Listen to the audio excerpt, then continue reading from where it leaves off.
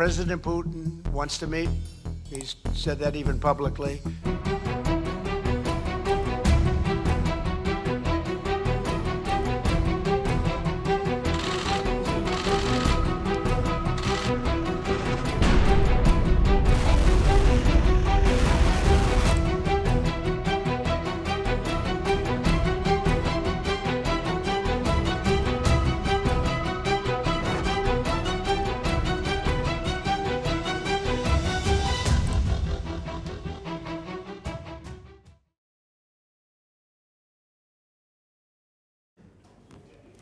Donald Trump and Vladimir Putin are planning to meet, which can only mean one thing.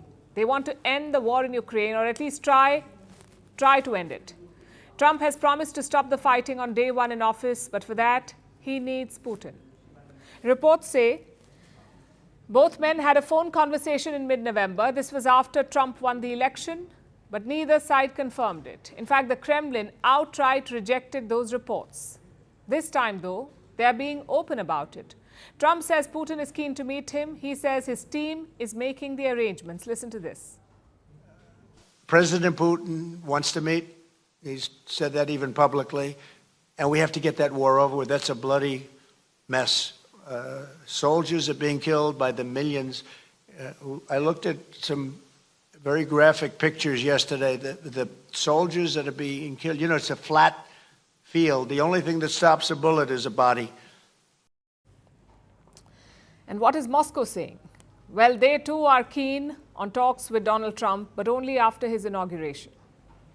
President Putin has repeatedly declared that he is open to contacts with international leaders, including the President of the United States of America, including Donald Trump. We see that Mr. Trump is also declaring his readiness to solve problems through dialogue.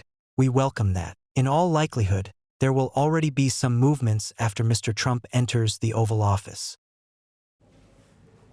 Putin and Trump have a good equation, as good as a US president and a Russian president can have. In 2018, they held a bilateral summit in Finland. They also met on the sidelines of multilateral summits like the G20 and the Asia-Pacific Forum. During the pandemic, Trump sent COVID tests to Putin, that too in secret. Reports say they kept in touch even after Trump left office. A recent book claims that they spoke 7 times after 2021. Again, neither side has confirmed any of this. We don't know when the next meeting could happen, but chances are it will happen on neutral turf.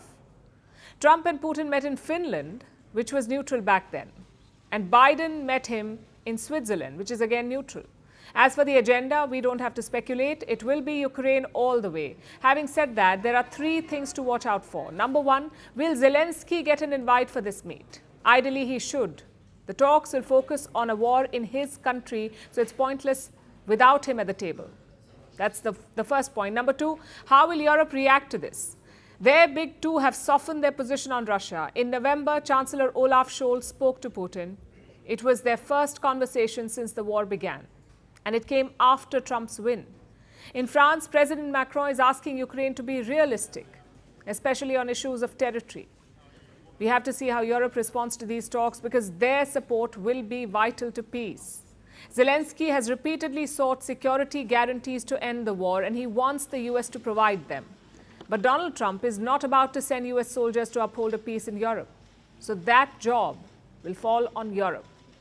And finally, factor number 3, will Trump actually follow through on his campaign promise? In public, he has expressed sympathy with Putin. He says he understands why Russia invaded Ukraine.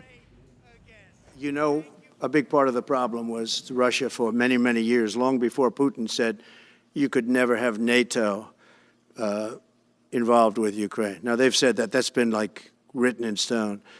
And somewhere along the line, Biden said, no, they should be able to join NATO. Well, then Russia has somebody right on their doorstep, and I could understand their feeling about that. But we can't go by the rhetoric alone. Trump has appointed an envoy to settle this war. His name is Keith Kellogg. Now, Kellogg has explained his ideas in a paper. He says Ukraine should get aid only if they participate in talks. And what if Ukraine agrees, but Russia does not? Well, then the aid should continue, at least according to him. So Trump's policy is not set in stone. He has a record of radically changing his position, and that is what Zelensky is counting on, Trump's unpredictability. Трамп може бути вирішальним. We had several conversations during meetings or telephone conversations. I think he is strong and unpredictable. I would like Trump's unpredictability to concern, first of all, Russia. I think he really wants to end the war. I think this is true. Не в трендах, а справедливо ж сказати. It all hinges on that Putin-Trump meeting, on who has the upper hand when the talks begin. Ukraine is trying desperately. This week, they launched a new offensive in Kursk. Remember, Kursk is a region in western Russia. Ukraine occupied parts of it last year. They're hoping to use it as a bargaining chip. Kiev is also escalating attacks in the east. Russia says they launched a missile attack on Donetsk. Take a look. Начать экстренную запись.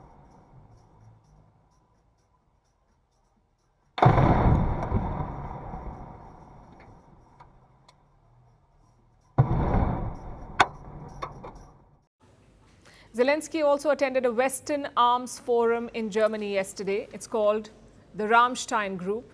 This forum is led by the United States. It has been building up Ukraine's military-industrial complex. Pentagon Chief Lloyd Austin was also in attendance. He announced a new arms package for Kiev. This one is worth $500 million. He also urged Trump to keep supporting Ukraine. On the way back, Zelensky stopped in Rome. He met Italian Prime Minister Giorgia Meloni, and she is seen as a Trump whisperer in Europe. I guess Zelensky is trying everything in the playbook. Biden's endless checkbooks kept him in the game. But with Trump, he may not even be at the table. From breaking news to the day's biggest controversies, shedding light on the world's top headlines, detailed analysis on the stories that matter the most to you.